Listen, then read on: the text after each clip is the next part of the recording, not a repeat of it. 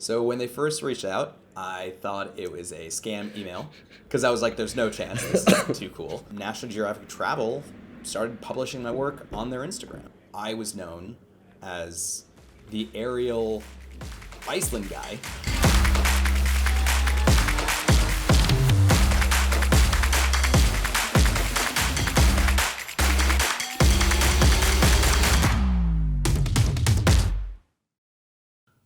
Hi, Paul here. I'm in Pula, Croatia, and we're going to talk today to Matthew Borowick, who is in New York City. Matt is an amazing aerial photographer who has built a stunning portfolio from places such as Iceland and Greenland, flying over volcanoes and icebergs. Matt has a formal education in photography. He has worked as a paparazzi, shot for an award-winning documentary, and published in National Geographic. Hey Matt, how are you doing today? And thanks for joining.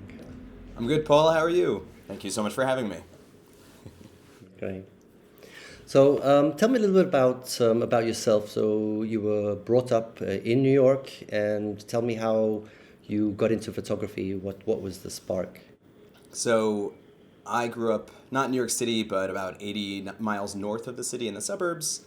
And when I was in high school, like most American high schools, we had a photography class that when you're a senior, you do yearbook. So you go around and you take pictures for the end of the year, wherever we're all assigned certain students to photograph for their portraits. And it was one of those things that I really excelled at, the photography aspect. I don't want to say that I wasn't good at school, but I was much better when it came to photography than the rest of my classes. And when it got time to apply for universities, I added 2 art schools in my 5 universities that I applied to. And the one I ended up going to was called Corcoran College of Art and Design. They're located in Washington, D.C. And at the time, I was extremely interested in photojournalism and documentary photography. So I thought, what better of a place than, where all that happens in America, Washington, D.C. And so I went there, and it was a 4-year project. It was a 4-year program, and as I was making my time through the years, I realized that, as it turns out, while I love photojournalism, I have a deep passion for landscape photography. And it's funny because for years I wasn't denying it. I just didn't realize how strong that was. So how did you know that landscape was stronger than photojournalism? What was in you that told you that?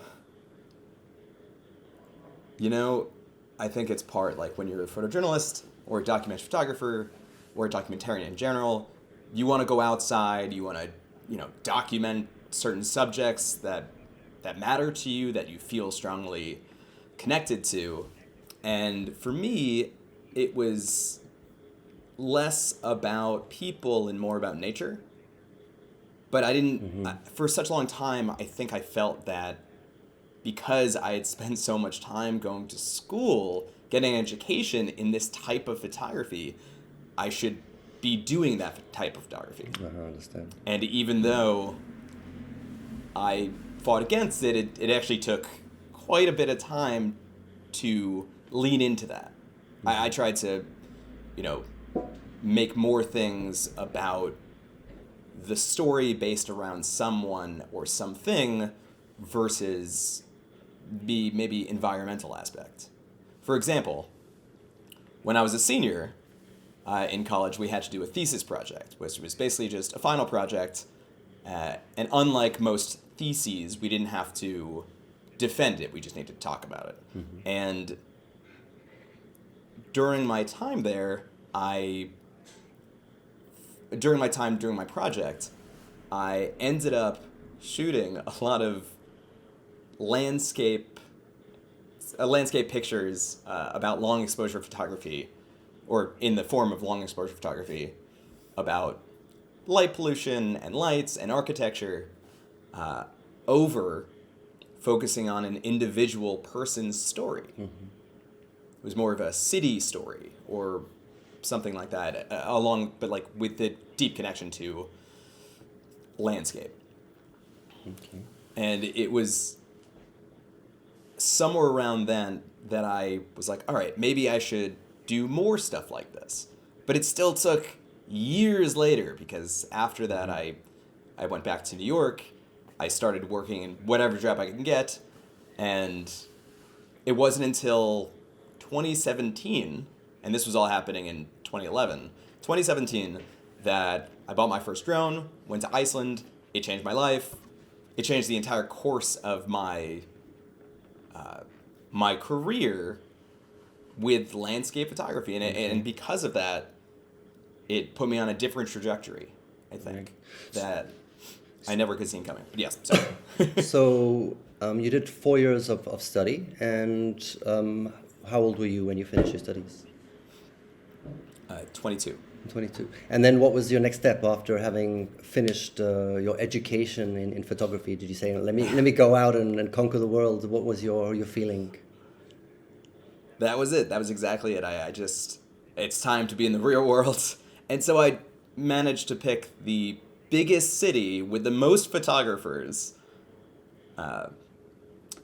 And it turns out when you look for jobs mostly in the news world, they don't really want anybody who doesn't have any experience, because I was just leaving university. I didn't have any experience. And so I had to take the first job that came. Had to is a strong word. I took the first job that came, and it was working on spec for a website that was not even a real... it wasn't connected to a magazine. It was a website that was dedicated to... I don't want to... It's not gossip, but... it was paparazzi. It was entertainment photography. Okay. They needed photographers, so I wasn't even working for money. I was doing it for free to try to get my foot in the door. Oh, and so when I did that for a few months, I made friends with other photographers in this world, and I finally started working for actual agencies. But even then, I had morals, and I had a backbone, and things I was willing to do, not willing to do.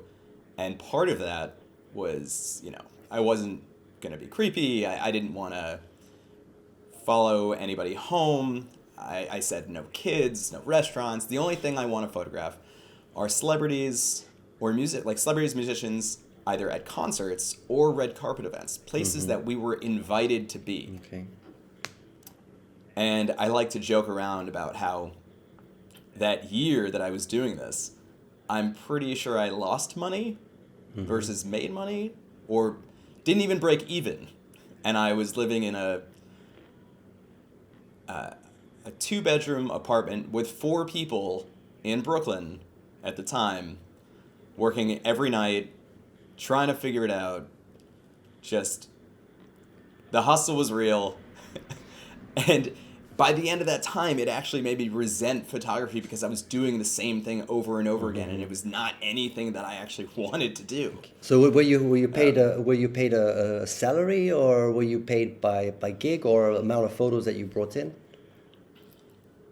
None of that, actually. So the way it worked was, if your picture sold, then you got a 50% cut with the agency.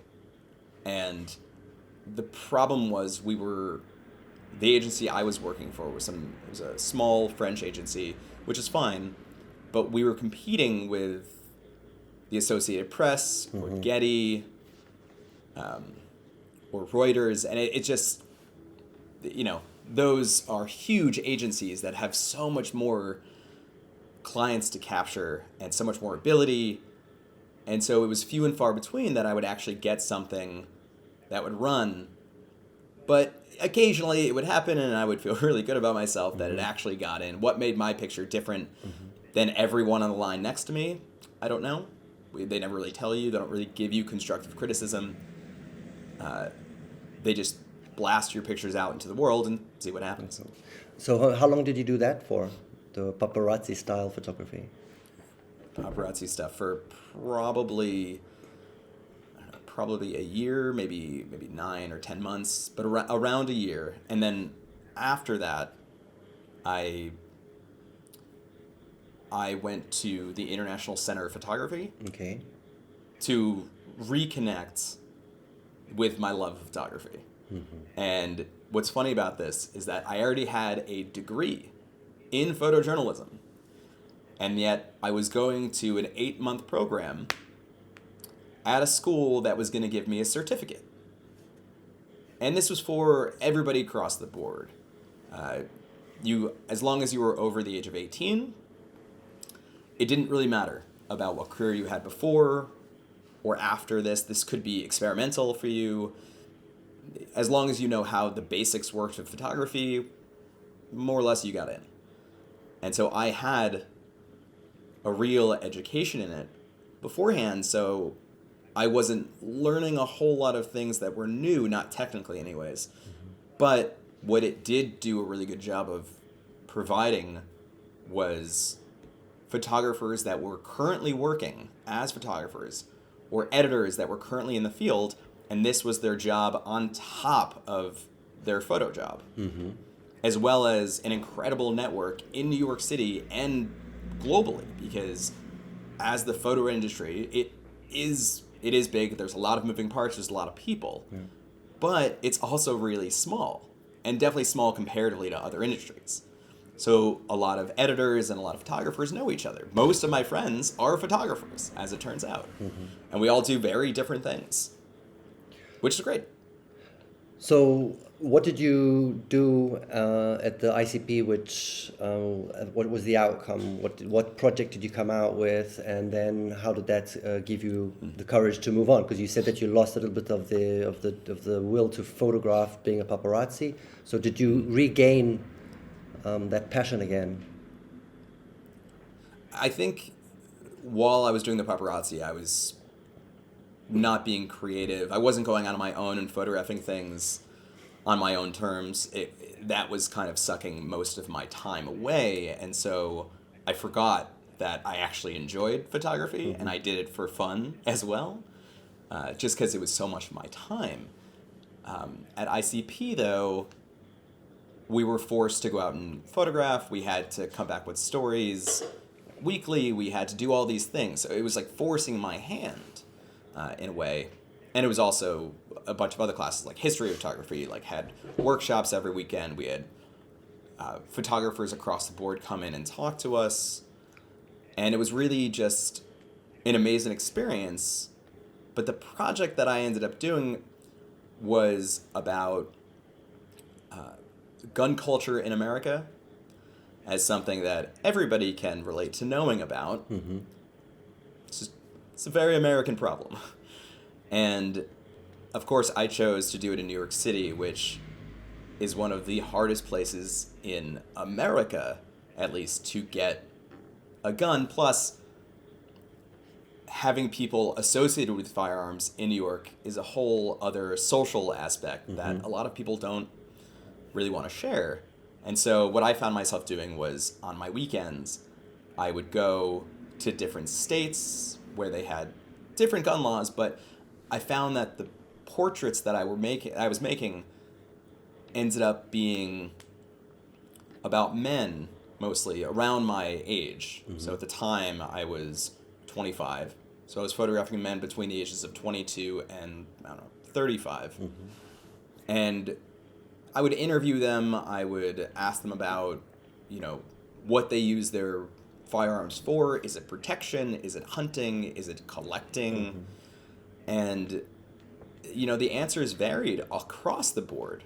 How people felt politically, how they used their firearms, how they, took care of them, what kind of firearms they wanted or even had.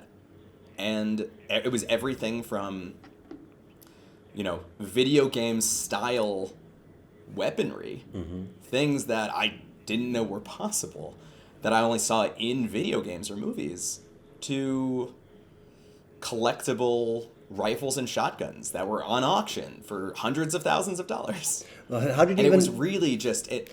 Oh, Sorry, how did sorry. you find those photographers? You don't like go on to Google saying, okay, who has a firearm? I mean, how do you actually find those people? So, so New York is one of those great places where most people are not from New York City.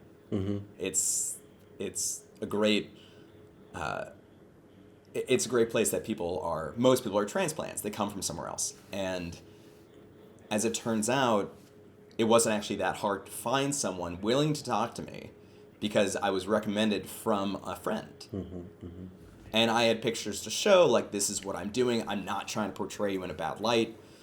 This is not political. I'm not trying to make a point. I'm just genuinely interested.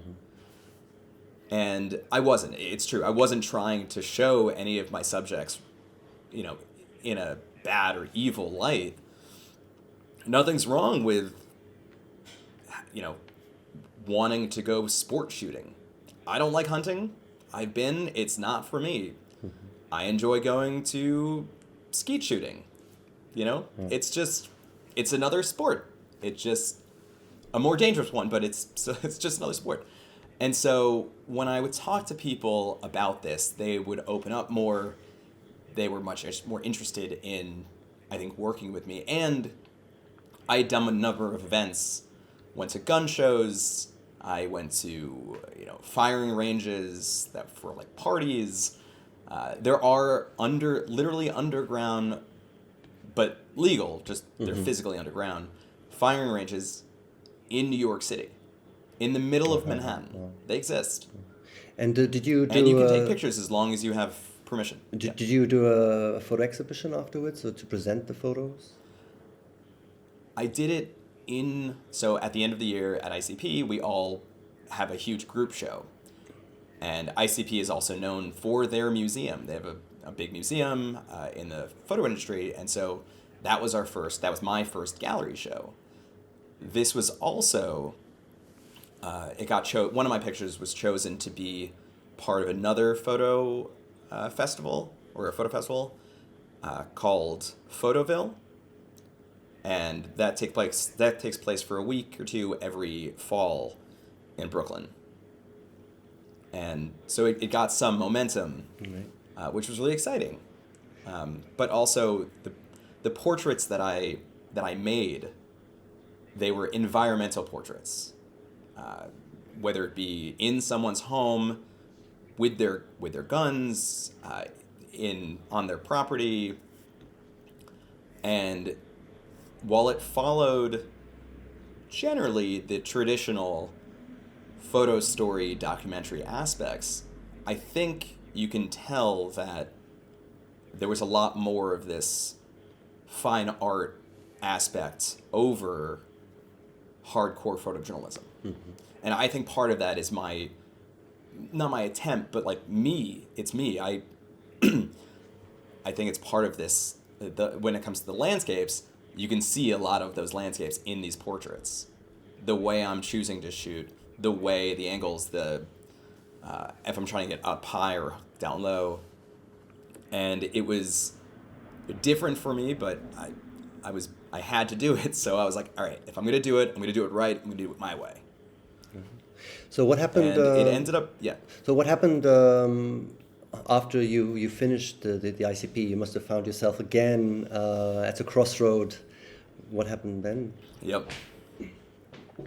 I knew that I did not, under any circumstances, want to go back into the paparazzi stuff. It just, I spent that time, I did the work, I got out, and I was just like, I got to do something else. The problem was, I was back where I was when I got out of college, where I have this education, I should use it. But again, I don't have the experience. Okay. Because I was in school again. I still didn't have that experience. And so this was around 2015, and I remember I was traveling a bit. I was going to Europe. Not exactly backpacking around, but I was trying my hand at travel photography, or food photography, or fashion, and I took odd jobs for a while, and it actually, this odd job style thing lasted until 2017 when I bought a drone, my first drone, when the first Mavic came out, because I thought that the bigger drones were more cumbersome, and especially if I didn't like it, I didn't want to put too much money into something that I didn't think I'd actually pursue. And I went to Iceland with a friend, and I put the drone through hell, but it was great. And when I look back at those pictures, I'm like, these could have been so much better. Okay. But, I mean, it's first time for everything. I also had no idea about aerial photography. So that was a whole learning experience in itself. But when I got back home, I had been posting on Instagram or Facebook, and my friends had seen it, and they all of a sudden wanted to collaborate. Everybody had a story idea that they wanted to do, or how drones could be incorporated into their projects. And they wanted to work with me. And so that was a whole new world that I was not exactly prepared for, but didn't know was coming. It was just this, random trip with a friend to a place I had never been that I'd heard about. That was incredible. And the drone aspect of it made everything now accessible. It was incredible. So when you went to Iceland, you said you bought your first drone, and then you came back, and then people were really interested. So can you tell me a little bit why there was such an interest, and what happened from there on? So I think the interest mostly peaked because, myself included, had seen pictures from drones, but usually didn't know who the person was that took them, or they were some social media account that was unreachable because they had such an amassed following, or X, Y, and Z. And Iceland was one of those places that was so popular at the time, and for good reason. They had all of those things that an adventurer would want to see, especially a photographer. And they were all so close together and accessible. And so when I was posting my pictures on social media, I think that's what grabbed a lot of people's attention. But because I was there, they couldn't reach out while I was traveling. And so when I got home, I went to a photo event or a gallery show or something where I knew a lot of my friends would be, just to see them. And there, people started asking about Iceland. They started asking about the drone because it was still so new. Even when it wasn't that long ago, not many people were doing it, especially not in the photo world, not in the newspaper world, not in my world. And so it was kind of, being ahead of the curve.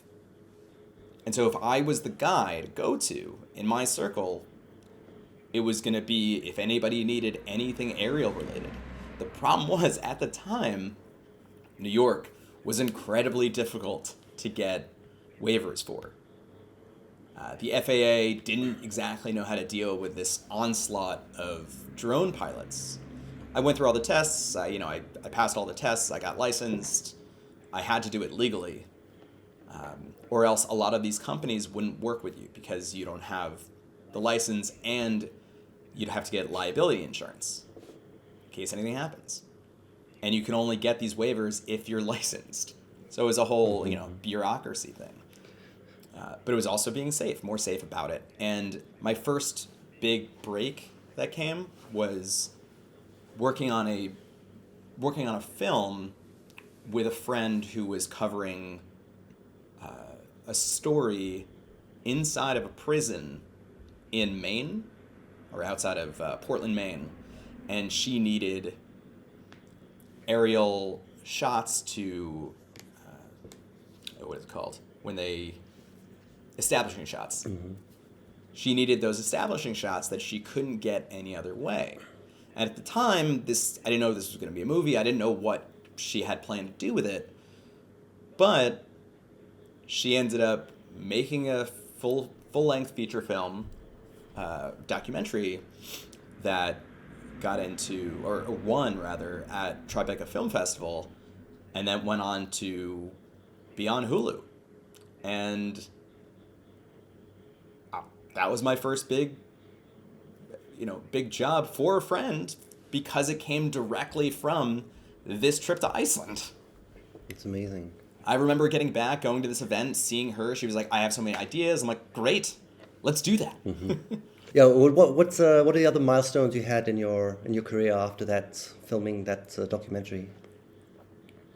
I got hooked up with a film crew who would be working with fashion, actually. They would make fashion commercials for designers leading up to the big like New York Fashion Week in the spring and the fall, and so that was a big one. And then that team also went down to Mexico to do some international hotel jobs, and I was always the aerial support. And for those, I think it was totally different than what I was used to, because usually I would just be told, all right, this is what I'm looking for. Let's try to get it. I trust you. These jobs were, they would shut down certain areas of the resorts. There would be a whole crew besides just me. I would work with the director.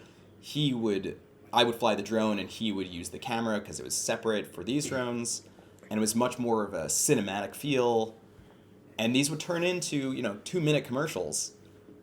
But it would be worked on, there would be days worth of film, or weeks sometimes. And so this was another like level, I guess, in like the professional sense that I didn't know that I was capable of. I didn't know not necessarily what it would be, but I had no idea about that world. And it got me much more into film. I always loved movies, but making movies, I think, was always very intimidating because it was all these things I didn't know anything about because I had gone into still photography. And when everything was shifting into video, even when I was still at university, I was like, you know what? I like what I do. I like still photography. I'm not going to switch. You can't make me. And then everything switched anyways. And it turns out I like video. I like that part of storytelling in video format. And with drones, it's exciting, it's different. You can be, what a helicopter sees, and that's amazing. And you could do things that are just not possible from the ground.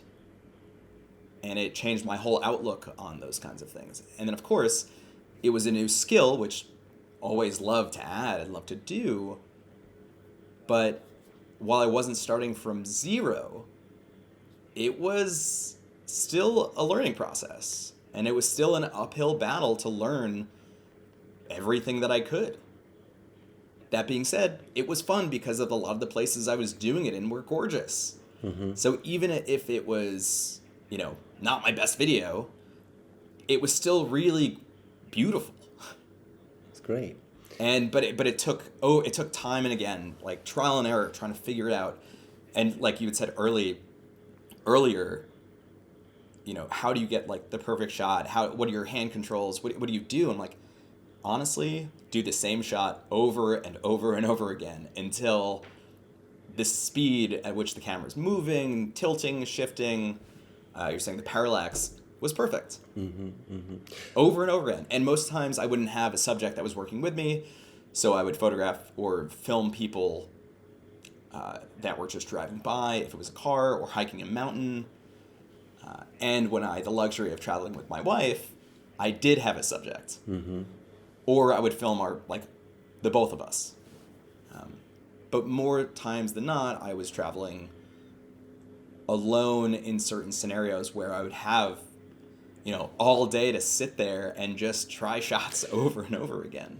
Yeah, actually, in the portfolio review I want to do with you, I want to actually go into that because every shot that you do seems really, really prepared. It doesn't seem random. It doesn't seem as if you're flying around and just trying to get something. It looks as if you've been there. You're saying, I'm going to put my drone here and I'm going to go this way. But let's go into your portfolio a little bit. So first of all, tell me how many times have you been to Iceland? Oh man, 15 maybe since 2007. Okay. 2017. Great. I mean that's so you have a real passion for Iceland.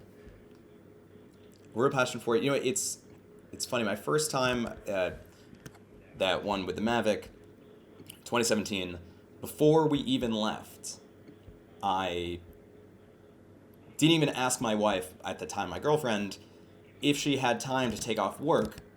I just bought us tickets for 3 months later. And I'm like, we're doing this. You don't understand. It's going to change your life. Oh, wow. It's incredible. Nice. And I say that being like totally honest. And when I went there the first time, it rained every single day. I was there for 10 days. It rained every day. And so, you know, that was a change, something I wasn't used to. Mm-hmm. Definitely wasn't prepared for, and makes photography still possible, but a little bit more difficult. But how does that work? Especially leaving your camera out in places. Yeah, how does that work with the drone? Because it's quite difficult to fly when it's raining. Did you have to wait for a break or something? Usually I'd wait for a break, but I did have my first real drone issue on that trip also. I didn't crash, but I flew in light rain or mist, and right after the drone, or during that flight, the lens, between the lens and the camera, fogged up. And so I was kind of freaking out because I had never had that happen before. At the time, you couldn't remove the lens or even the lens cover. There were no real ND filters at the time. I didn't know what was happening. I was freaking out a bit because I had just spent a bunch of money on this thing, and this was probably day 3, and I was like, what have I done? And, you know, I didn't exactly have a bowl of rice to put it in, like they say. But I, you know, let it get back to temperature. The sun wasn't out, which would have helped. Mm-hmm. So I just had to keep it in the car for about a day and a half or 2 until it went away, and it was totally fine. But it was definitely a learning process for that as well. I mean, especially at the beginning with the drones, it was always a challenge. I'm going to open up a few. I'm going to share my screen here so you can also review the photos that I'm going to be sharing, and you can tell me a little bit about them. Mm-hmm. So, I know that you've been flying with the drone, but tell me a little bit about your other ways of flying. So, this was actually from a pilot that we used to fly with a lot. He unfortunately died in a plane crash. This plane, actually, a few years after I took this a few years ago now, due to mechanical failure. Something happened in the plane, they went down, it was middle of winter, it was terrible. But he was a photographer too, meaning that he knew the kind of shots you were probably interested in. We also had to have a conversation about where we'd want to go beforehand. This, though, kind of reminded me about this brings back my artistic side, but also my journalism side, because oftentimes you want to shoot through things. It makes it so much more interesting, adds more drama, gives it a sense of place. Like, if I cropped it or waited for a different angle and all you saw was the mountain and the sky, you'd be like, great, that totally could have been from a drone. Or, you know, just about it. But it doesn't really give you a story other than, what a beautiful scene. This, more of that story aspect, because I'm showing that we have a plane, I'm possibly shooting through a window, there's some questions there. Definitely where this is, I think it makes it more exciting. And so, also, when you're in a plane, right, this as well, I saw the reflection and I was like, wow, that's so cool. Plus the angle, everything kind of matched up. But again, I was trying to, it's going to seem off because the whole plane is shifting, but all of the lines are even. The line of the wing above you, the line of the back wing, everything is not exactly symmetrical, but it all works. All these converging lines, especially with the river. And when you're stuck in a plane seat, oh, sorry. No, that's what I actually ask you. Is like, are you sitting on the wing, or can you tell me how you technically take a picture like this? So when you're in the plane, you can't move around. You can't get out of your seat. It's basically a three. You can squish 4 people into there, but it's a 3-person plane, and so you can't. All you can do is, to the left of you is the pilot, in front of you is like the windshield, and then to your right is a little window that you can open up.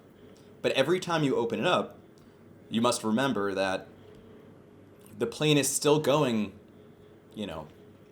probably 100 miles an hour, so it's still going pretty fast. It is freezing up there. Uh-huh. And while it's not that high, it's a few, it's maybe 1,000 feet, maybe a little bit higher. It's still the highlands of Iceland, so it's still really cold up there. And the wind doesn't help, so you're really restricted on what you can do and where you can go within the plane. And so I was using all of these angles. I think I turned around, I'm like, whoa, this might be cool later. I'm going to remember that it's there. And when we had passed over this set of rivers, I remember taking pictures where the plane was going, maybe to the side, and look around all your things and see what looks cool. And I saw that the plane was moving in this sort of way. I saw the rivers down there, but then I saw this reflection on the right, and I was like, whoa, that's cool. Mm-hmm. That's going to make something good. Nice. And I think that's how I got to this picture. Yeah. So the first time that you went to Iceland, you were only flying with a drone, or you also flew with a plane? Only flying with a drone. So what made you shift? What made you shift from saying, "Oh, let me fly also with a plane now"? With a plane, you can get other places a lot faster. This was winter, and in the highlands in Iceland, you can't drive to the highlands. There are these roads that are called F-roads, and it's off-roading. You have to use a 4x4 vehicle. They're also closed down for safety. Mm-hmm. So I wouldn't be able to access this area if not for the use of a plane. Drones are great, but they at the time and still now won't allow you to fly, over a certain distance and be able to get back with enough battery to, actually make it back. But with a plane, you can hit multiple destinations within a pretty large radius in a short amount of time. And I didn't want to be restricted to only places I could drive to or even hike to. This allowed me to see more of the country that may have been inaccessible if I didn't fly in a plane. So I know that Iceland is expensive. Is flying in Iceland also expensive?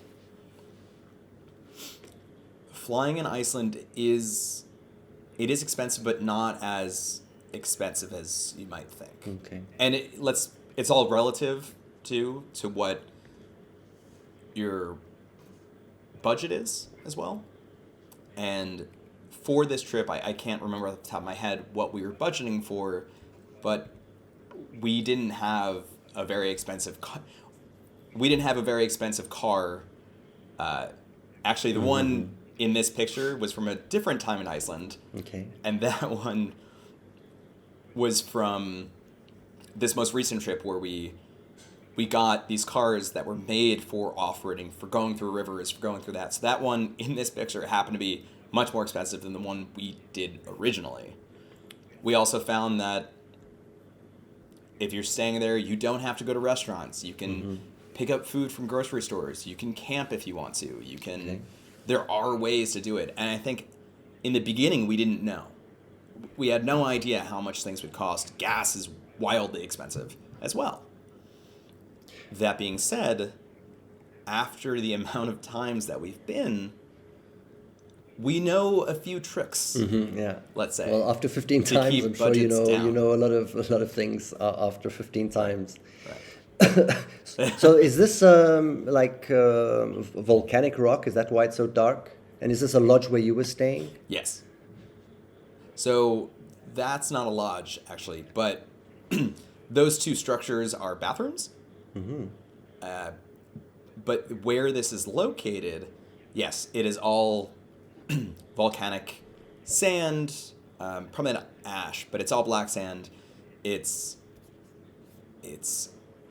in the middle of Iceland. I could, show you on a map. It's Right. along this large set of, like very, very long lake. And the only way to get there is either to fly with a plane, and you can land. It's amazing how many airstrips there are all around Iceland. But you have to have a plane, and you have to know what you're doing in order to land there, or to drive.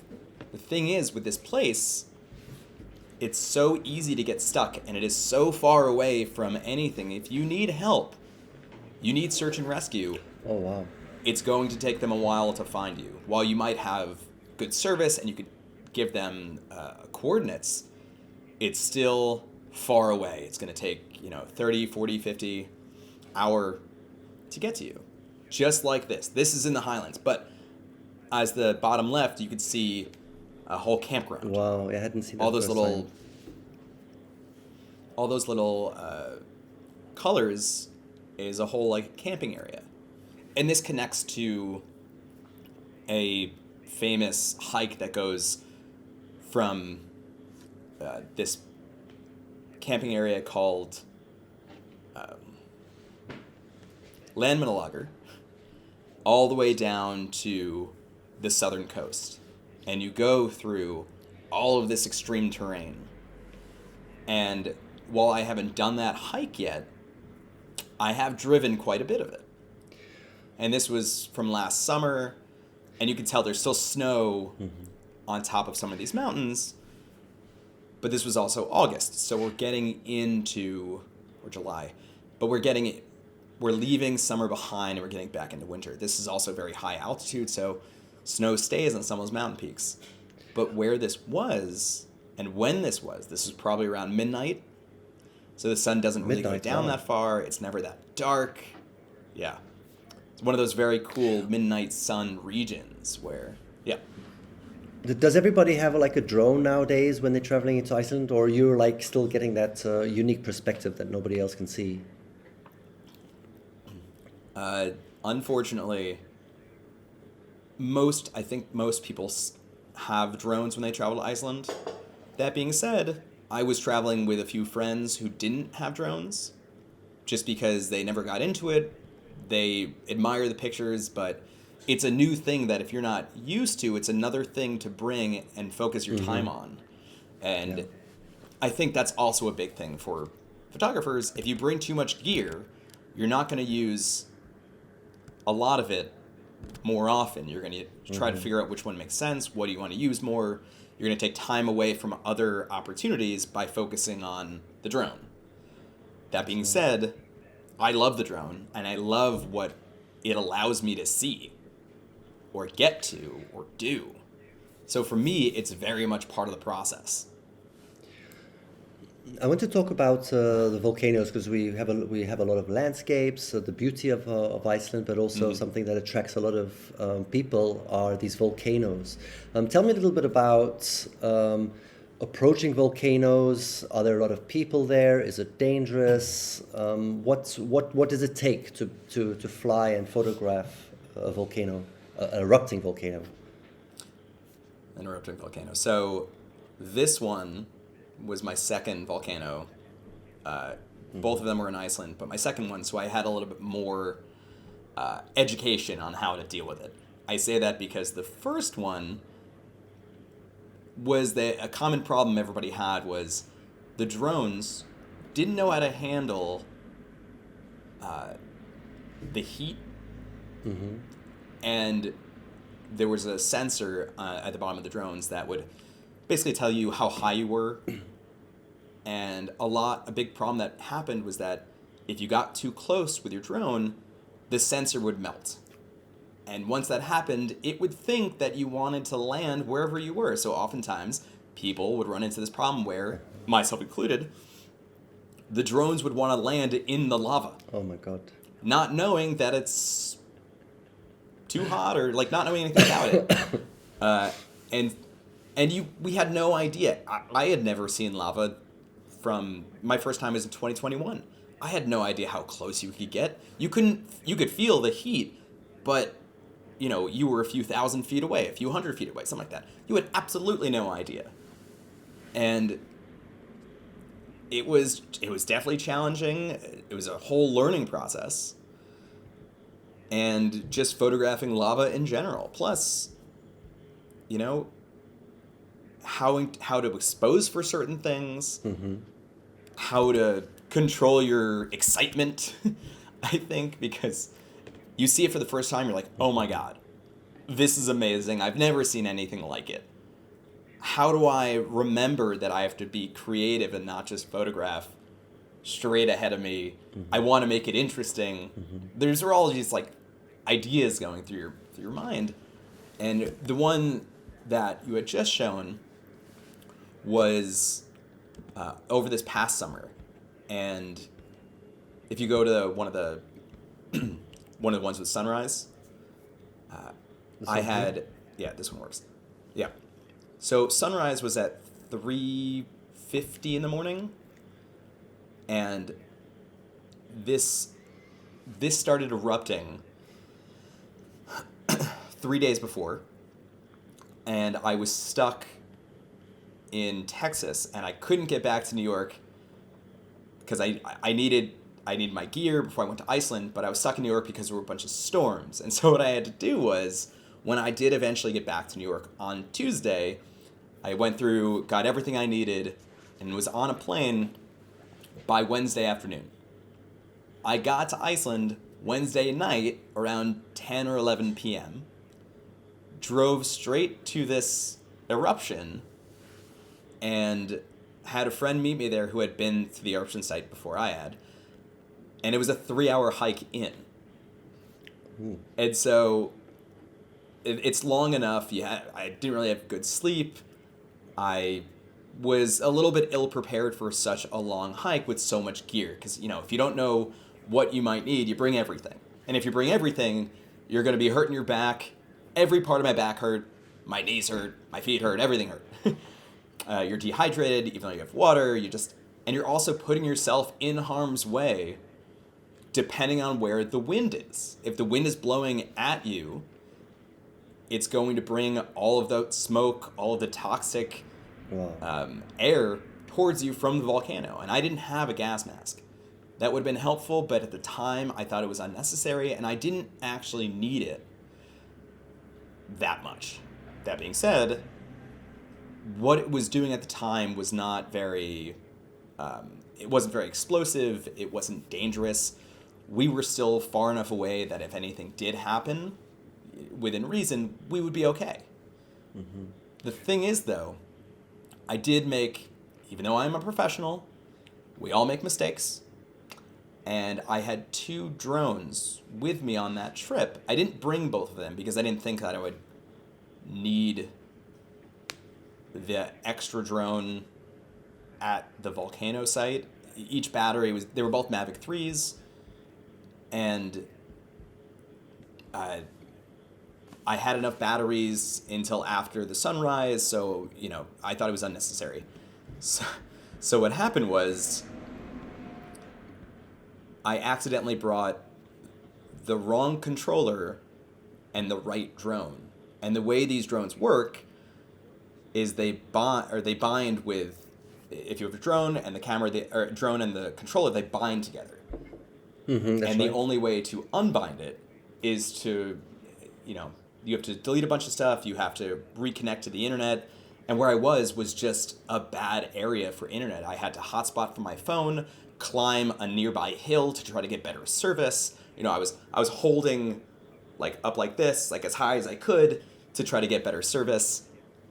But it was no luck. And I had not even 3 batteries. I had 8 or 9 batteries that I could have filmed for hours and hours and hours.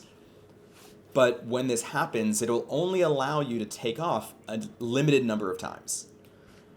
And so I had to be very pointed and specific on what I was going to shoot, how I was going to shoot.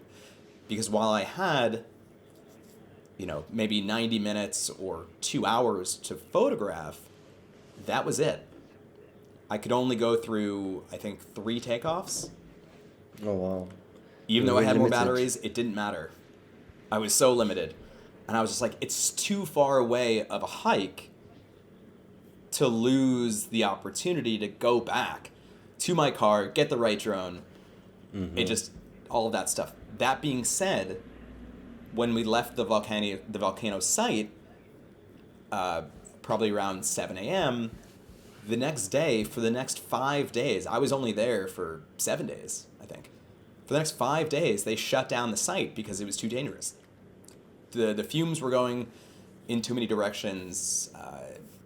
There was too much going on, so the police and the search and rescue shut it down. No one was getting in, and there was no way to get there either. The way that I had gotten there was the place that it had started erupting happened to be on a hiking trail. So the trail was already there from, years before. And so that was just kind of lucky. And by the time I left, from the time that I got there to the time I left, they had figured out a way to bring in bulldozers and make the trail open for a lot more people. Since a lot more people would be going, they needed to make it safer, they needed to make it faster, they needed emergency vehicles out there. And so they managed to get the hike from 3 hours down to about 45 minutes. People were biking out there, they had ATVs, some people were allowed to drive out there, but it was mostly news related or if you got permission from the government. And you also, more likely than not, lived in Iceland permanently. Unfortunately, I was not one of those people. While I could have gotten a bike, I was like, I'll hike, it's fine, I'll do that. And so my first time out there was the video you just saw, but my second time, so much lava had already left the volcano that it pushed back all of, the viewing areas you would be. And it was a good 1.5 kilometers, maybe 2 kilometers away from the site. When I was there the first day, you could be, I was about 100 meters away, taking off, flying in, coming back, taking pictures, walking around. There were some people that I guess wanted to have a little experience, and they got really close. They were within 20 meters. And that's too close. That's too close if something happens. If at some point one of the walls of that eruption, of that volcano, broke, and if that had happened while those people were there, you can't run away. There's not enough time. Oh, that's crazy. It's just not possible. So you really have to take into account what you're doing, where you are. Remember that part. It's such an important aspect. Well, I think this is still nature. I think Iceland they benefit a lot from tourism based on these volcanoes erupting. I know that people quickly rush to Iceland to go and shoot it. But have there been any accidents? Any serious accidents? Yes. While not often, it's not like they have fences or guardrails. It's the kind of place where they don't have security there all the time, and so they trust people will be smart enough to not, put themselves at risk, too much risk. But there's always something that happens. I think nobody was injured or killed from the volcanoes exactly, but recently, a few weeks ago, or a month ago, there were, in the town of Greenland, which is not far from where this volcano was, lots of earthquakes are happening, a fissure opened up, and the earthquake split this town in half. Oh, wow. And while nobody was killed in that immediate area or at that time, someone a few weeks ago I don't really know the full story, but they were walking and fell into one of the cracks. Or maybe they were, caving. You're not supposed to do this, but they went down into the crack. I don't know, got hit in the head or something and fell down further. But they had search and rescue, they had the police, I think they had the Coast Guard trying to look for this person, any signs. And after 3 days, and sending people into the cracks, not knowing if, at any moment, those fissures would fill up with lava and, it would be catastrophic. They called it off after, I think, 4 or 5 days because they just couldn't find anything. And, just that is kind of, insane. But again, nobody was supposed to be there. This may have been somebody who snuck in. Yeah. And when it comes to that kind of stuff, that honestly is on you. And I think part of that is what makes Iceland so special, because there's so much trust. You, though, have to be responsible. And remember that this is not a theme park. This is Mother Nature, and she is unforgiving. I would like to talk to you about a few other photos that we have here. So I'd like to talk to you about this trip that you did in Greenland. So I know that you went to to Greenland. You went to Antarctica. So it seems as if you kind of going to these pole areas. Tell me a little bit how did you have the idea of going to Greenland, and why did you go to Greenland? Well, it was one of those places I'd always imagined what it could be like. I knew that, the icebergs were monstrous. It was untamed. It was very inaccessible by car. So I knew that already it was going to be like Iceland, but less people, I guess. A lot more nature. I had seen pictures from friends that had gone. I had seen pictures generally. I was just so interested from everything I had seen that I was like, I want to go myself. I want to see what it's like. And the way that you mostly have to go is by sailboat. Because there are no roads, at least in this area, you could hike it, but it's very big and extremely mountainous. And if you only have a week, then sailing is kind of the right way. I also, there were more opportunities to go on larger vessels that would be faster, more luxurious, full cruise, but they also had more people. This opportunity to go on a sailboat, there were only four guests and 3 staff. Wow. There was the captain, first mate, and a cook. Wow, that's amazing. And it was intimate, it was beautiful, it was quiet. I've never experienced a place that's more quiet. I don't even know how to describe when it doesn't when nothing, there's no sound. If the boat is off, it's at night. It's pristine, it's incredible, but it's still cold. We happened to get a warm week, but it was still cold. Every time you went outside onto the top of the boat, you had to have your life jacket on. You had to hook on to one of the safety cables, because if you fell in, even though they would more than likely be able to get you out within minutes, you don't have much time before hypothermia sets in. I mean, all these icebergs floating around are just like gigantic ice cubes. This was September. Okay, so end of summer. Because end of summer, so winter was coming. The week after we left, there was a huge snowstorm that moved in. It was a lot colder.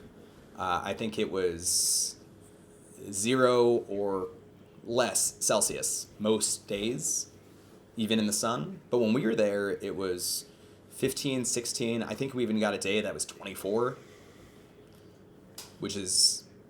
that sounds great.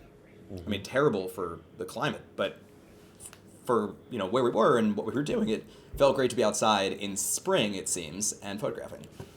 Well, what does it feel like to be on a boat and going around these icebergs? What's the feeling? Well, you didn't want to say the word Titanic ever, but it wasn't that. It was intimidating, but our captain had done this for like 30 years every summer, so the trust was there. That being said, we, anytime we hit a small piece of ice, you're like, is this the time? But no, we were navigating around most things. It was totally fine.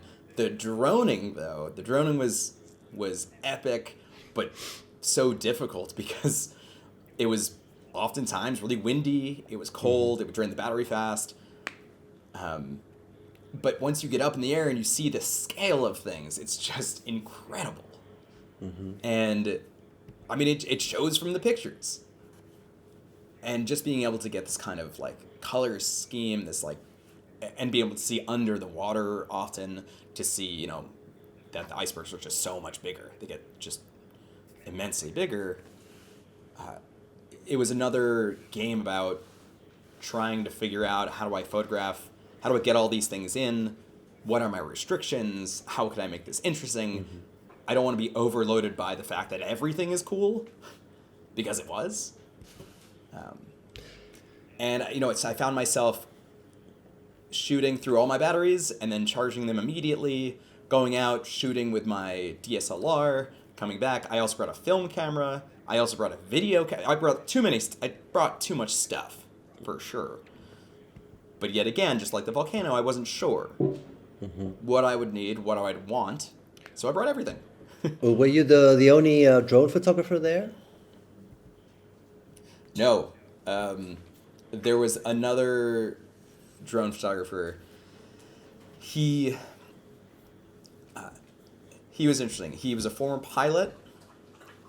He was a really great guy, but being on a boat was kind of difficult for him because he was over 2 meters tall.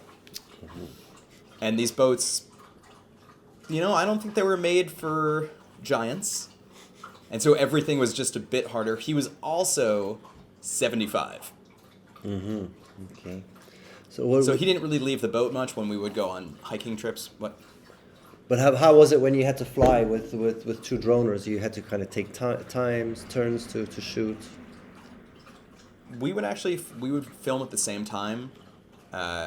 We would always just be in constant conversation about where the other person was. To be as safe as possible. So we didn't lose the drones. So, if we were having transmission interference, I would just go to a different part of the boat. Mm-hmm. And the boat wasn't that big, but as long as you're not right next to each other, it was typically okay. And then oftentimes when we, as in myself and two of the other passengers, would be on land, while I might have my drone, he was getting these really epic shots of us hiking, which was actually really cool. It was really fun to have that camaraderie between. While everybody was a photographer, we were both the only aerial photographers, and it was fun to have that conversation, fun to learn, and then work off each other. But it was great. I'd like to come now to talk about you being published in National Geographic, and I wanted to talk to you a little bit about how that came about, and how do you manage to get published in such a great magazine? Okay, so this actually it goes back a few years. While this was published this past July, this picture was taken in 2018. And I think what's amazing about it is, it stood the test of time. It wasn't actually my first choice for what they would want to publish, but it's not me. I'm not the editor. It's not on me. this was also taken from a plane, like the plane we saw before, with that pilot as well. But I went to a National Geographic Summit event in Washington, D.C. in 2018 or 2019. And a friend there who was a photographer, didn't do aerials, didn't do landscape or nature at all, but she did mostly weddings and long-form documentary photography in Saudi Arabia and most things around the Middle East. But she was a person I knew, so I would go up and talk to her, and there was all these photographers there, all these Nat Geo photographers, all these editors, a lot of really intimidating people. So typically in those environments, you want to go find a friend. And she wanted to introduce me to, at the time, an editor who was responsible for Nat Geo's presence on Instagram. And specifically their travel partner, their travel arm. And she showed him my work. I talked to him for a while. We set up just kind of like a Zoom call talking about the kind of things that they would be interested in, in showing, or the guidelines, X, Y, and Z. And then a few months later, National Geographic Travel started publishing my work on their Instagram. And then I kept updating pictures they could use, using third-party sites to give them access to certain things. And so for a while, I was known as the aerial Iceland guy, or one of the go-tos, because they have photographers everywhere, but there weren't a ton that were doing aerial stuff specifically, and not in Iceland. And the editor who ended up choosing this picture to go in the magazine, she was like, I'm familiar with your work. I've been an editor at Nat Geo for a while, but we just didn't have anything that quite fit the magazine that would work with your images until now. That being said, she asked me to send them a large edit of the Highlands. And I was like, great, I can totally do that. And for a landscape photographer, I feel like it's hard to send a lot, the images are done, but a large edit to me could be, 30, 40 images. That's a lot of different angles, but about the same thing. There's only so many you feel really good about.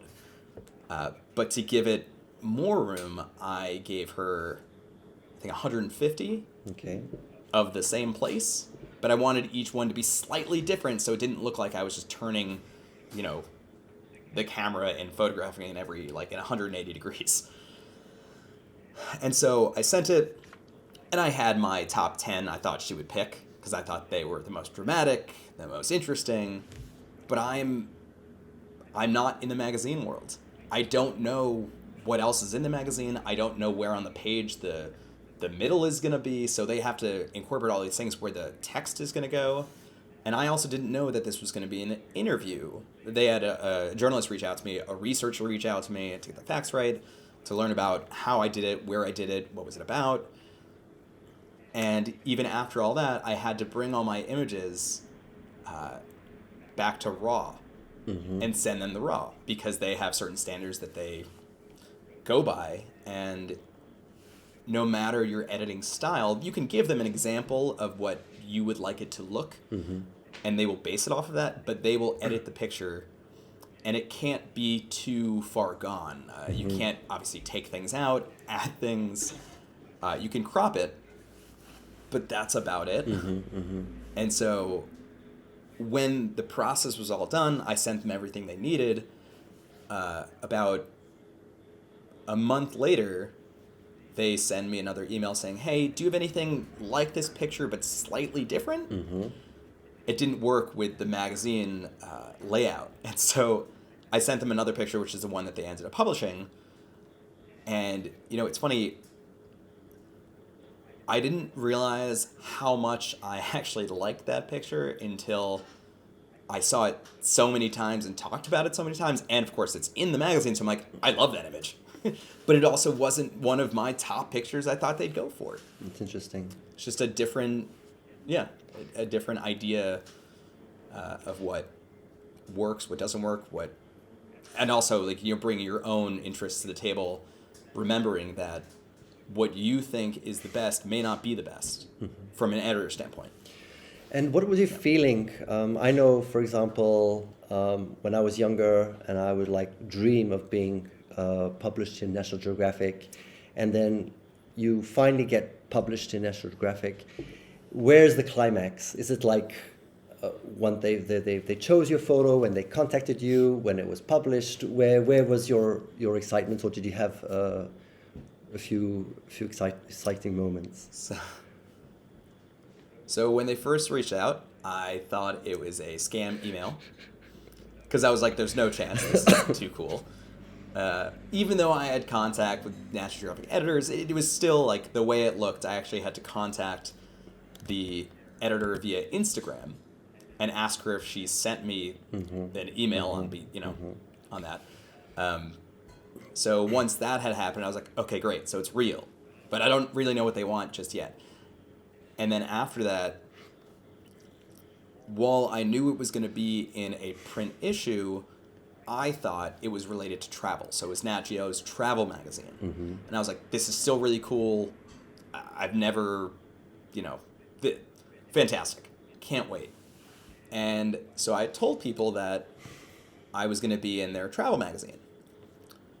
And then once they sent me back the mock-up, the picture you just showed, I was like, oh, wait, that's going to be in the actual magazine. Oh, man, that changes everything. That's wild. And so I think that part, when I found out that it was really going to be in, like, the one magazine, the one that I, it was all a surprise again. And then, of course, when they sent me a copy of the magazine a month before it was published everywhere, I was like, this is so cool. It was such like a humbling experience. Cool. And just to, I don't know. It's hard to describe how exciting it was because it was so new and I didn't know what was coming and I didn't know where it was going to be. Then to find out it was this, and then to actually get the hard copy. It was a roller coaster of emotions for 6 months. So now that you've let's put it this way, you've got to the summit of your career in terms of recognition. Like now you're in National Geographic. Where are you going to go now? You published a little bit more than 6 months ago. So where do you feel that you are today, and where you're going to be moving forward? So it's funny. Like I oftentimes take a lot of pictures, cull through them, put them on social media, give them to Amazing Ariel, and hope for the best that they go places. The thing is, though, I do a pretty quick edit of my work, and so I take what I think is the best, and then I put everything, as well as the things that I've chosen, onto my hard drive, and oftentimes never look at them again, or never give them the time that they're due. And so part of what I'm doing right now, and it's not a 2024 resolution, it's gonna happen. Okay. I'm organizing my archive, and part of that is going through all of my Iceland pictures, all of my Arctic pictures in general. My wife and I went to Antarctica last year, and it's going through all of those images. And I think my 2024 holds a few things, but one of those is I really want to publish a book. Great. Those things. I want to push more for even maybe a gallery show. What I found is that while I want to do more magazine work or work with editors, it's not the only thing I want to focus on. And while nature photography and landscape photography, all this stuff is really great, it's also not the only kind of photography that I can or do as well. And so the next few months, or this near future, is laying into everything, actually. It's getting more comfortable with video. It's getting, more comfortable with the other kinds of photography, and then bringing those things into my landscape photography. And it's also cold emailing everybody. Well, I think which is the most intimidating thing, anyways. But I think to be able to publish a book, it means that you've had enough years and enough photography to actually kind of go through and synthesize to be able to put into a book. And I think it's a legacy that you also leave behind. Definitely. I wanted to, we're going to do a masterclass with you afterwards. We're going to go into more details. Before we go to that, I wanted to maybe ask you to maybe reflect on what you would recommend to budding photographers like yourself when you were 22. What you would say to them in terms, now that you've gone through this journey of where you are today, what would you recommend? What would you say to them?